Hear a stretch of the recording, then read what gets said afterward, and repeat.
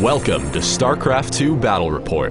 My name's Dustin Browder. I'm the lead designer on StarCraft II. And I'm Robert Simpson, an esports team member. We've got a great game for you here today. We've got two of our players at the studio, Yan-Ho Lee playing as the Zerg and David Kim playing as the Protoss. They'll be playing on Scrapyard. This is a new map we have for StarCraft II that's got a lot of really interesting features on it. And we can see here we've got Yan-Ho as the blue Zerg in the upper left part of the map. And as we move across the map, we'll see both of these players are actually very close to one another right across this narrow gap of space. And here we come up on David Kim playing as the white Protoss. There's a lot of interesting terrain features on Scrapyard, the first of which is going to be this rather large front ramp that leads into your base. It's a lot harder to block than the rest of the maps that we've seen in any of the battle reports. Yeah, absolutely. A lot more challenging for the Protoss player on this map to block that ramp and defend themselves from any early aggressive Zerg moves. Coming down to this part of the map, we can see there's a natural expansion. This is a place both players are likely to try to look to lay down some additional buildings and start collecting some additional resources. And right up here in the middle, there's a small group of vents putting up some smoke. Units can't see past that smoke, so it's a great place to hide your units.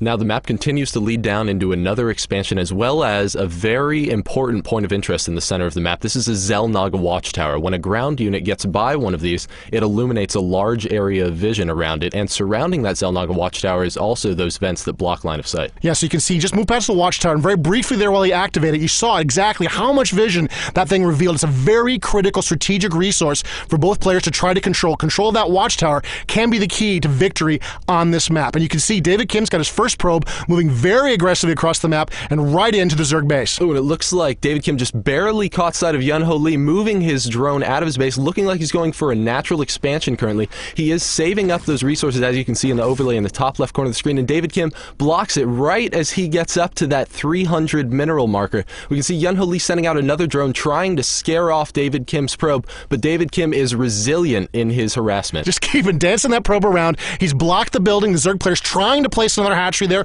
He really needs to get another hatchery down so he can start resourcing from that location. Instead, the Protoss player has blocked the expansion, has prevented him from putting that building into play, and you can see the Zerg player has just given up on it. He's returned to his base to continue harvesting, and the probe is just loose, running around the Zerg base, seeing whatever it wants to see, totally scouting the Zerg, even counterattacking there, looking to sort of harass this Zerg player and just keep the pressure up at this very, very early part of the game. David Kim's doing a great job with that probe right now. For every time that he pulls off just a few of those drones off of Yan-Ho Lee's minerals, it really puts Yan-Ho behind for a good portion of the game. Absolutely. Just harassing his economy is very important in the early part of the map. Now you can see there is a way for these players to approach each other that's a lot closer than going around that Xel'Naga watchtower. There's destructible rocks there across that narrow bridge, and players can move over, they can use their forces to destroy those rocks, and once the rocks are down, you can move freely back and forth across that bridge. It's a very, very powerful way to sort of surprise the enemy. They're expecting you to come from a different direction, and instead, you snap those rocks open and you push right through the middle, and we'll see if that's a factor in this game. Now, at David Kim's base, we can see him build a cybernetics core in addition to an assimilator, so we're very, very likely to see some early stalkers out on the field. Back over at Yan-Ho's base, David Kim is not giving up. He is getting the most money harassment possible out of this probe. And oh, we can see him actually chasing, looking like Yan-Ho is again going for the natural expansion. Will the probe make it in time? No, the probe does not make it in time, and David Kim had managed to keep that expansion off the map for a huge amount of time, but the Zerg player finally does get it into position. And here you can see there's the Xel'Naga watchtower, and then the Zerg player, he doesn't control it with that overlord, but he can watch it, so he'll know if David Kim has control of the watchtower, and he'll know whether or not David can see him coming. And you can see the probe moves into position, and it's activated the watchtower. So the Protoss players really wants to make sure that he sees what's going on. You can see in the overlay there are now 6 Zerglings in production about to move out of the map, and 2 of them are already on the way. So the Zerg are beginning their aggressive move. The Zergling, a very fast unit, very aggressive, very dangerous, and here come the Zerg in small numbers starting to swarm across the map. That overlord knows exactly where the probe is, so those Zerglings are going to be able to run right through those vents and start harassing that probe. Will the probe be able to make it back to his base? We have a couple more Zerglings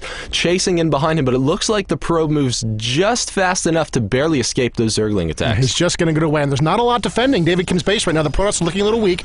Here come a couple of nullifiers. This is a new unit to StarCraft II. It's got a very powerful ability called a force field that it can use to block terrain. You can see the nullifiers are moving out, but they don't want to get trapped. They don't want to get surrounded, so they move back up the ramp. And you can see the Zerg are hiding in the vents, gathering their forces, sort of waiting to see. Here come some more Zerglings that look like from the south, moving up into those vents, and the Zerg are just lurking there, waiting for enough forces to move in. And here they go, moving into the Protoss base. So right now that's 8 Zerglings trying to move up to the Protoss base, but those are 2 beautiful force fields set out by David Kim. He can now micro one of his nullifiers around while the other one continues to lay down cover fire. The Zerglings know they have no chance and start heading back into the base, but it's not looking like 2 Zerglings are going to pose a very large threat against those nullifiers and all the probes in the base. Yeah, even the probes could turn and fight if they needed to, and you can see the Zerglings are trying to remain a threat, trying to harass, and they don't really get much out of it. They're quickly destroyed by the nullifiers, and the nullifiers are sort of free to move back to protect the front of the Protoss base. Meanwhile, the Zerg have gathered in the smoke, are trying to hide, and that's a Zealot and 3 nullifiers moving out to engage. It looks like the Zerg are going to have to run for it. They're not going to be able to hang out there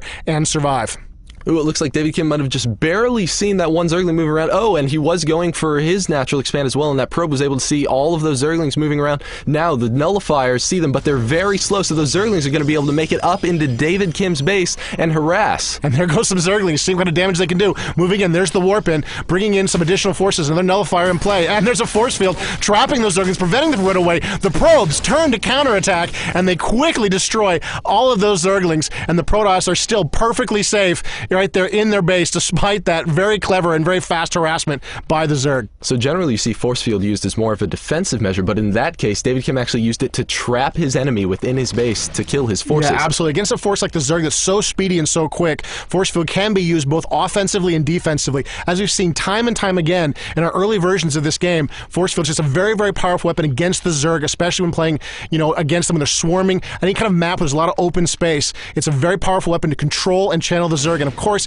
it's also very powerful to prevent the Zerg from escaping should they try to do so. And you can see that Overlord getting a little bit harassed there by the nullifiers, but the nullifiers don't quite have the range, and the Overlord is going to escape. Now, David Kim is massing his forces over by that Xel'Naga watchtower. He can now see that large area vision, which is very strong. He sees no units coming. He knows that he just killed a bunch of Yunho Lee's Zerglings, so it's time to take advantage of that window of opportunity. So he's moving in now. He feels like he's got the advantage, and he wants to press.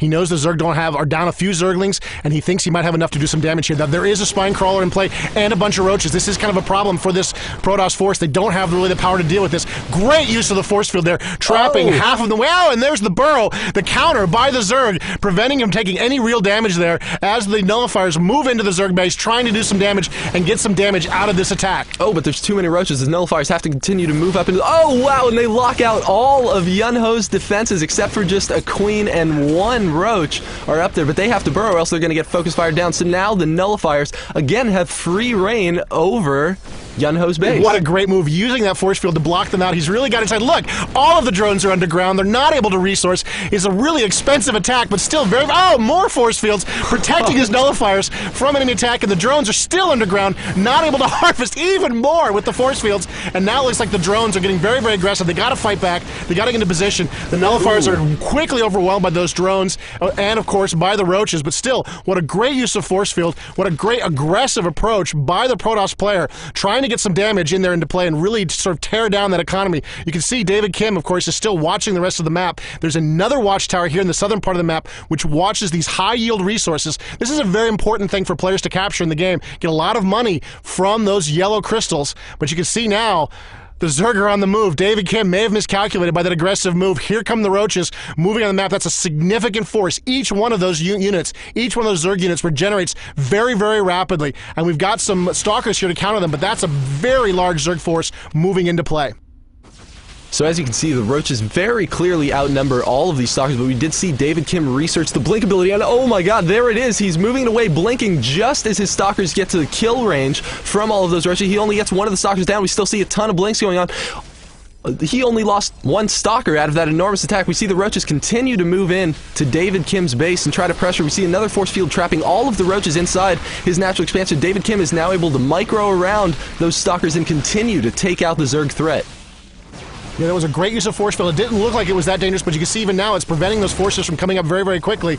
And you can see how badly damaged the Protoss are in this battle. The Roaches regenerating very, very quickly. The Stalkers not regenerating almost at all. Their shields regenerate, but not very quickly at all. And you can see the Protoss are slowly being worn down by this Roach advance. There's some more Warpins coming into play there. Some more Stalkers are coming to the defense, and the Protoss player is just backing up, buying time, using Blink, and he's managed to just beat down that Zerg force. Oh, what a great use of Blink, continuing the pursuit pursuit now, pushing right back. It looked like the Protoss player was in a lot of trouble right there, but he used Blink very, very effectively, and he bought himself time. That gave him time for more warpins, and there's another Blink as he chases down this Protoss force, relentlessly wearing away at them until finally the Zerg are forced to burrow underground and hide from this very, very dangerous Protoss force. And here comes the Protoss again on the offensive, using a Phoenix, an air unit, to hunt Overlords. This is very, very dangerous for the Zerg player as his Overlords are hunted and destroyed in the sky. And here comes the Protoss pushing against the Zerg. So we see a ton of Stalkers moving up into now Yun-Ho Lee's expansion, but there are too many Zerglings. Those Stalkers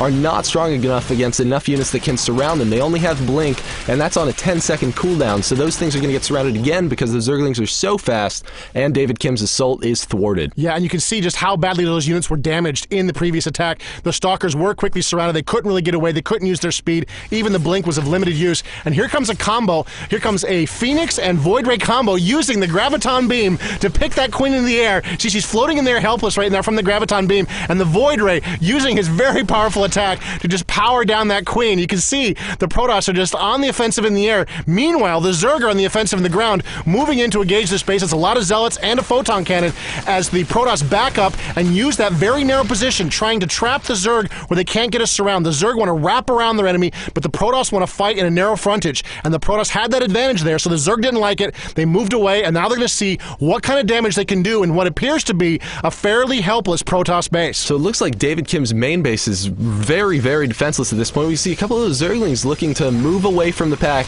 and oh no, we see a couple of Banelings getting morphed in over on that left side of the map. Meanwhile, all the Zerglings and the Roaches are trying to distract the Protoss units, make sure that he does not get any units over there to attack them, because right now, while those Banelings are hatching, they're extremely vulnerable to any attacks. That's right, and those Banelings do explode when they get close to them, and here they come, moving in. The Zealots have no defense against things. They don't want to fight them except in small groups. Try to sacrifice a Zealot, but he fails. And here come the moving in. Oh my god! Took out a ton of those probes with those Banelings, and both Photon Cannons are down. What a great use of the Baneling against that Protoss economy. Now, despite the fact that Yun-Ho did just make it in there with that many Banelings, we can still see that David Kim does have the economic advantage. He has 44 probes out on the field versus Yun-Ho only having 37 drones out there. This is really going to make a difference in the long-term play. Yeah, he's willing to catch up in his economy. He did a lot of damage. He's helped right a lot of his issues right there and got himself back into sort of an even footing, more or less. But he's going to need to keep building workers if he's going to stay in this game. You can see he's got Banelings there morphing in that hidden area and another expansion. Meanwhile, in the middle of the map, the Protoss player is tearing through those rocks and prepared to make what may be a little bit of a surprise attack on the Zerg. Ooh, but it's apparently not that much of a surprise attack. I believe that Yun-Ho had an Overlord somewhere nearby so that he could see those destructible rocks going down. We see David Kim working through that second destructible rock, only a few more seconds, and he'll be able to move into Yun-Ho's base what he thinks will be freely. He now sees, oh wow, looks like Yun-Ho's going to be tricking him, trying to bait all of those Protoss forces into chasing only his 4 Roaches, and boom! Oh no! 10 Banelings jump all up of out those of the Banelings ground. just took out all of the Zealots. You can see only by using Force Field did he narrowly escape total destruction of his force right there. Still huge amounts of damage done to the Protoss. All of those Zealots taken out. And you can see that once again the Zerg are in a really great position here. They've got another expansion going down. There are other expansions working great. And the Protoss player just took a ton of damage from those Banelings. Up on the resource level, we saw just now that David Kim is still resourcing about double the minerals per minute that Yun-Ho Lee is currently able to gather. So David Kim, over the rest of the course of this game, is likely just going to plain outmass him unless Yun-Ho makes good use of that second expansion. Yeah, he's really going to have to get that up and running to take advantage of it. And you can see, here we go, moving in again. A couple of Banelings were taken down before they could morph. He's got a few Banelings hitting the ground. Oh, that's not good for those Nullifiers.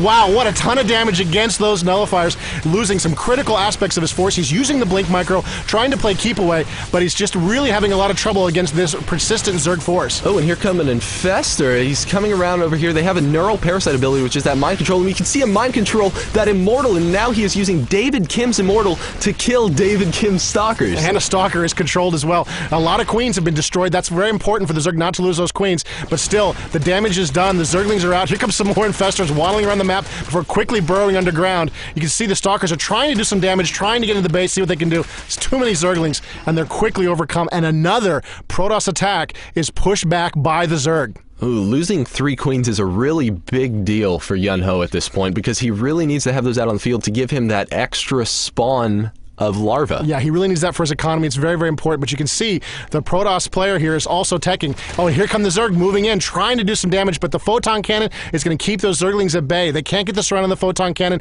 and of course the probes could join in the fight. And here is the real danger. Colossus are being built on that high ground location by the Protoss, so that's a real threat to this Zerg player. That's right. David Kim's doing a little sneaky tech up there, building those 2 robotics facilities and making those Colossus out of anywhere that Yun Ho was able to see so far. David Kim is gathering out in front of his base, but because those infestors are able to move while burrowed, Yun Ho knows exactly what David Kim is up to. Yeah, so he's seen everything that's going on there. He, of course, hasn't seen the Colossus yet. He's been using his scouts on the main base. He doesn't know the threat of the Colossus potentially is even in play at this point, though he could guess.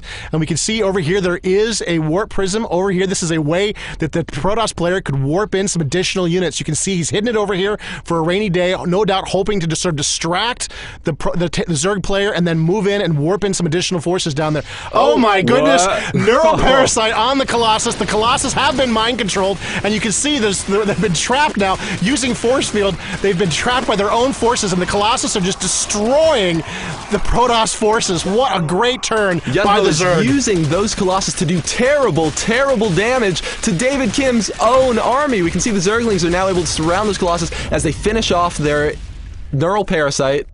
What looked like just a brutal, brutal attack by the Protoss was quickly turned by the Zerg, but you can see the distraction may have worked. While the Zerg were all out in front fighting, there were some additional Stalkers warped in. Meanwhile, this other part of the map, the Protoss are on the attack. They destroyed a Zerg expansion, and it looks like the Zerg are in a little bit of trouble here. They managed to sort of fight back all the threats that are throwing at them, but the economy advantage is really starting to show a key advantage here for the Protoss as they just continue relentlessly attacking. Here the Stalkers just tearing up this Zerg expansion. So you can see a few infestors and a couple queens come into play. We do see that Neural Parasite again coming out and surrounding, taking over. A couple more Stalkers able to finish off that force.